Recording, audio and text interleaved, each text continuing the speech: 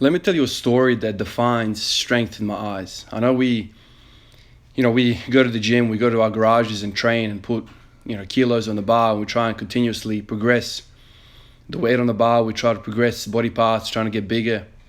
But I've always said to you guys that I think strength, life improvements always start in the brain, man, in your head. It's all a mindset. If you can get your mindset on point, everything else will follow. Truly, I believe that. But let me tell you a story which basically defines strength in my eyes. Once again, it's coming out of my nursing career. We see a lot of these type of patients. It's one of the most common presentations to ED. People go to their GP, their family doctor.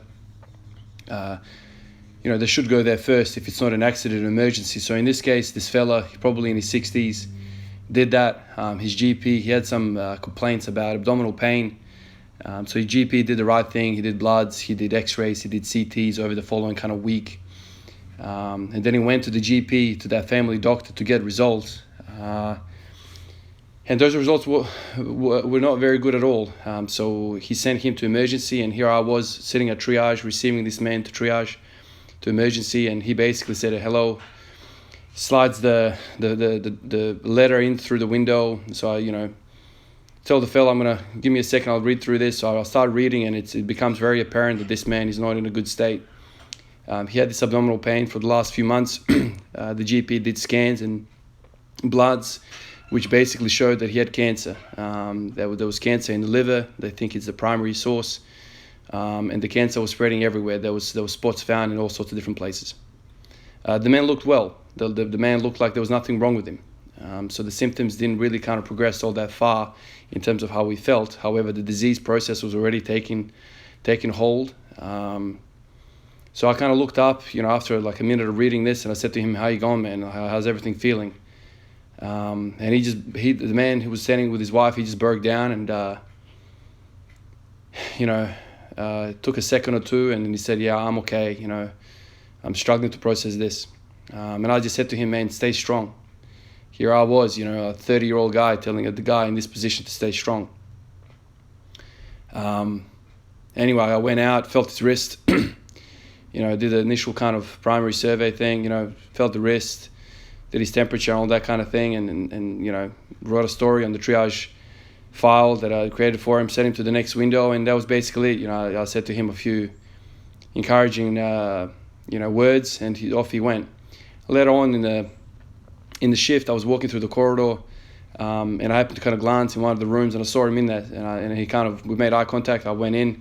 There had been probably an hour or two since he presented, so you could kind of calm down a little bit. I walked in and I said, "How you going, man?" Kind of at the end of the bed, and he reached out and he said to me, "Thank you for everything that you do. You're a nice fella. Thank you for being so kind towards me." So we started chatting a little bit. I said, "Man, I know it's not looking good for you, but you got to stay strong." And he says to me, "Man, I'm going to fight until the end."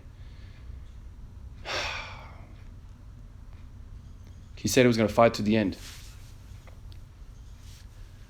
I think it's very easy for us to just, be strong, when we're a part of a crew. We've got a unit behind us. We've got superstar team projected to win the championship. When we're playing for like the top clubs in the world, and you got some boys, man, you got backup. But when you don't have that, and you're facing defeat, you're looking at defeat straight in the eyes, and there's nothing else to it. The inevitable is coming. Who are you then? Who are you? Are you going to turn, drop your sword and run? Get stabbed in the back as you're running away? Or are you going to stand your ground and you're going to go, "I'm going to take one of you guys out with me"? Are you going to surrender? What are you going to do? That guy there, when he said, "I'm going to fight to the end," that is strength. That is not a coward, man. This is a man with great strength. We often talk about, what drives me to come in here and train every single day, man. What are we talking about? What are we talking about? You think you've got some troubles? You think you've got a fight on your hands? Putting 180 on your back and dealing it for one? Dealing with 180 in the bottom of the hole? That's a fight for you? You got nothing, man. This is You've got a crew. You've got superstars behind you. That's what this is. When you're alone in the corner and you're looking at death, that's what it is. It's just, this man had progressive disease. I don't know how long he had, but I've seen many patients in position come in looking well, and within like 3-4 months being in a casket. This is the kind of thing this man was dealing with, and he was looking at me and he was like, he shook my hand. He's like, we're gonna fight to the end, with tears in his eyes.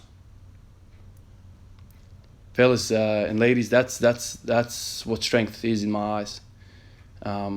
It's all a mindset. It's all how you think about life, how you process life, the exposures that you have in life. If you think you've got some troubles, getting up 4 o'clock in the morning, 5 o'clock in the morning training, man, you got some very good troubles, man.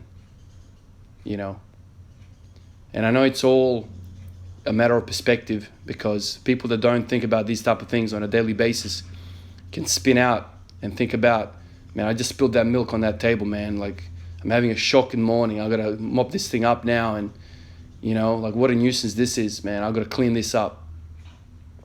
So if that's the worst thing that happened to for you, you might still get pissed off and whatever, but that's a decimal point of a problem. That's not a big problem.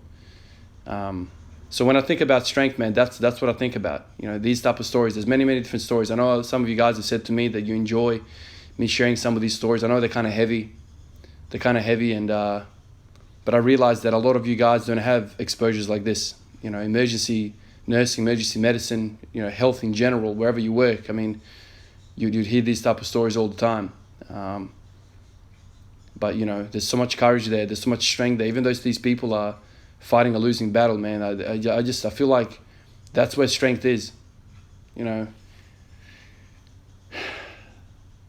He was brave. Today I woke up from a night duty. Slept quite a lot, actually, 8 hours. It's my last night shift.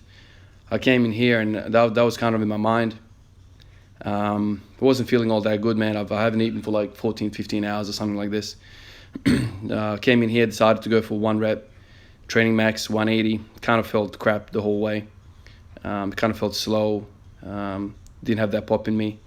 Got it up and I did 3 sets of doubles. 3 doubles at 80%. So that was basically the workout. And then I decided, because it was such a short workout, this thing. I mean, that the whole thing was one take that you just saw. I decided to do these 3 doubles and then go on and I did some bench press. I worked up to 120 for 1. And then I backed off and I did 40 kilos for 60 reps in 1 set. And then after that I did some barbell rows. And the whole time I was thinking about that guy and the battle he's got in front of him. So when we talk about resting, when we talk about having days off, to recover, recoup physically, I've said to some of you guys, like, one of the biggest things that I kind of deal with is, okay, that's fine, like, my body needs a break, but my mental side doesn't need a break, because I feel really good when I do these sessions. It's an outlet. Some of you guys have said that this whole freaking journey for me is basically just a journal, and I truly get a lot of benefit out of like talking to you guys like this, and putting my thoughts down like this and sharing it. And definitely a lot of you guys respond really well to it. But my training for me is also about mental health, right? I don't know, like if you don't train every day, man, like I don't know what to tell you, but the effects that you feel mentally, like you walk out of the gym, your lats freaking blown out and you're walking around like a bro. That's not coming away. They're coming from your physical side. That's coming from your mental side. You feel great, man. And what do people do when they feel great? They spread their wings. They start peacocking. What do people do when they're depressed and down? They want to crawl into a hole and just make themselves as small as possible. So, when we're feeling good, we spread our wings, we're walking around, we've got the swag, I want to have the swag. I want to have that feeling every single day. I don't want to have it like twice a week. So often we talk about what's most optimal for protein synthesis, being active for 48, 72 hours. We talk about how long ligaments require to recover, tendons and all this sort of stuff. None of us really spend a lot of time talking about the mental side. What do we need mentally? Don't worry about bar weight and kilos on the bar or whatever. What do we need from the stresses of life? What sort of gains do we need there? Because remember, man, this is not a vacuum that we're talking about. We're talking about life. Life is a stressor. The hardest thing that we have to do is live.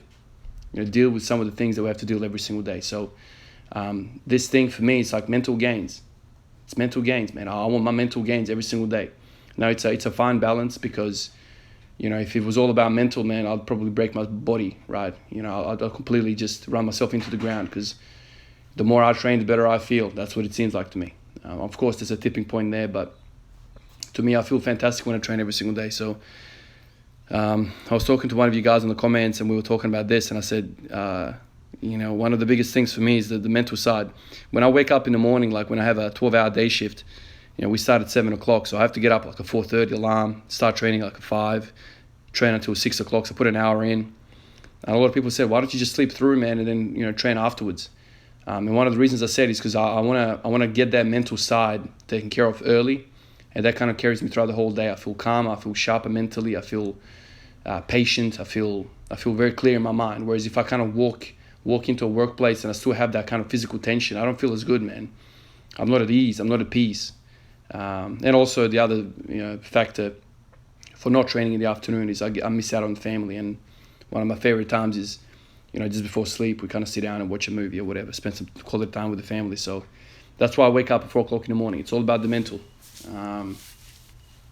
That strength, you can train that strength. You don't need a catastrophe like that poor guy has to deal with to train that mental strength. You can train that every single day, man, every single day, in the form of discipline. I know we spoke a bit about discipline and what actually discipline is. One of you guys actually said to me a few months ago, discipline is not when you're doing something that you love. When you're doing something that you love, you do not need discipline. You just love to do what you love to do. Discipline is when you don't want to do something, but you still do it because there's a benefit there. Now that's discipline. Pushing yourself against something that you don't want to do. That's discipline. What I do here, man, like I don't know whether you can probably say discipline, but for me, I love this. This is a necessity. This is not I want to do this, I need to do this. To me, it's like it's part of my organism right now. Every single day my body wakes up, I'm like, all right, where in the day am I gonna pluck this damn workout in so I can feel good about myself, and I can feel like I'm being productive, I'm moving in some sort of direction. And in that process of doing what I love, there's mental gains there. Maybe the discipline is not the right term, but I feel like I'm getting stronger because I feel like there's consistency there. I every single day I look at that 180 on the bar and I'm like, man, that's not going to be a comfortable experience for me. And I think that's the way we have to think about it. Doing something that's uncomfortable, even though I love it, it's uncomfortable.